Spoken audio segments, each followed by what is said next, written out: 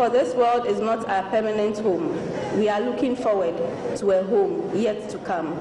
Hebrews 13:14. This is my tribute, my letter to my king. Yo, what was for breakfast was the last message I sent you on Monday at 9:12 a.m. after we spoke at 6 a.m. and you said you were going to have your bath. For the first time in my life, I experienced a ripping heart on Monday night. I woke up to throw up. I had tummy issues too. I just felt sick. Maxwell, I am standing here amongst the crowd, but not to give communication tips, not to come out with a research finding, not to talk about Kendall Ghana Foundation, but to read a letter to you because you chose to go to heaven and rest. How you pushed me to be successful. You will say things like, B, do a research. Don't let your only research be your thesis. B, when are you writing a book? B, I am waiting for you to get a good job so that my pay can relax for 1 year. I don't regret many things, my love. You wanted us to enjoy life and be happy. We always joked about poverty being a disease, since it restricts people. We had plans, my king, many, many plans.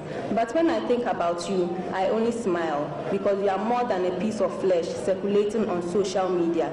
You were full of life, energy, and vigor. So I choose to remember you in that sense. You would shout my name from the room when you heard a noise in the kitchen. You would say, B, are you okay? Sometimes I ignored it because I felt you asked too many, are you okay? So now, who should I be making flavored tea and lemons for? Your morning lemons were constant, and although I sometimes felt it was a nuisance, I still did it without complaining. You said thank you to me a million times, and when you finished eating, you would say, you know why women live longer than men, and that when a woman cooks a good meal, her husband blesses her. You were spontaneous. We drove to Akosombo one evening just to have dinner by the river, and we did all sorts of things. And hey, Maxwell, I won't tell you I am in a scarf before you tell God to let you come down and remove the scarf off my head. I love you, and I always told you. I always reminded you of what you mean to me. You meant the world to me, my everything. But we were always too worried that you were not giving me the best of life. Seriously, I don't regret wanting you all to myself, and that is why I can look back and smile today. I promise to take swimming and tennis seriously because this was your wish, that one day when you are not around, your kids will swim and play tennis just like you. But the way you added golf to your sports, am I supposed to learn golf too? You were a great husband, a great father, a great friend, a great son to your parents. I am beginning to believe my prayers hindered you from going earlier, but this time you just had to go because the Thursday before that Monday, I had gone to pray some powerful prayers for you at the answer time service. I am glad you saw me worthy to share in your great but short life. I won't forget to tell the kids how heroic and great you were and are. Your memory will never die. You are not dead. You are still alive, alive in our hearts. I remember you sacrificing so much for me to do my master's. I told you I appreciated that move very much, but you said it was because you want me to be in good standing to cater for the kids when you are no more. I always asked you, where at all do you think you are going? I would jokingly say I will leave this earth before you. Then you would say that if that happens, it will cripple you and you would never get over it and care for the kids. You believed I am strong to handle the kids when you are no more, and I will not disappoint you. You wanted me to do my PhD in some few years to come because you said it would be great for the kids to know that they have no excuse not to go to school. I am glad I forced you to pray. I am glad I pushed you hard to go the extra mile for God, but it was just too difficult sometimes. I wanted you to be a man after God's own heart.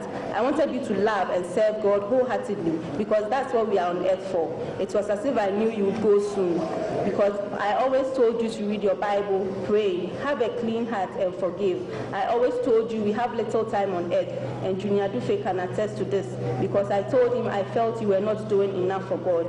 Dear Maxwell, you did your best. People were envious of you. You achieved a lot in your short time on earth. When everything settles, I'll manage your public safety page on Facebook for you, although I may make a mess out of it because I am not knowledgeable in security issues. You said you believe your mission on earth is to take good care of me. And Maxwell, even in your eternal sleep, you are doing just that. You are taking care of me, Jaden and Jerry. Your wish was to have a baby girl, but I am sorry Jessica never happened. She would have had the best father on this earth. My only regret is that we didn't plan for Jessica. She would have been beautiful, successful, outspoken like you. Note that she would have taken my hair and my eyes and eyelashes. She would have been tall like you, and she would have been adventurous, and above all, she would have been a great woman of God. The years ahead will be full of memories, but I wanted more than just memories. It's fine, I'll manage. You wanted us to grow old together, but God needs you where you are, because there are too many obstacles and temptations here on earth. You are so safe, I am glad. I love you is not a new word to you, because I love yous were always said in our house. This is a lesson to always love wholeheartedly while we have breath. Choose love over strife, quarrels, jealousy, backbiting, etc. What at all do we want in this world that is not our home? I'll safely keep your tithe card and show to the children one day. I'll take good care of them, because this was your wish. I will try and let Jaden have your pistol, because you always said that was your only proper property for Jaden. My dear husband, Justin partner, advisor, teacher, mentor, Maxwell Adam Mahama, rest in perfect peace. I love you.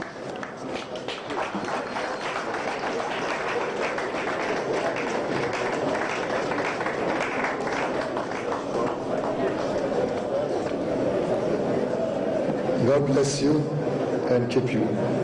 The band will give us the martial music. Martial music by the band.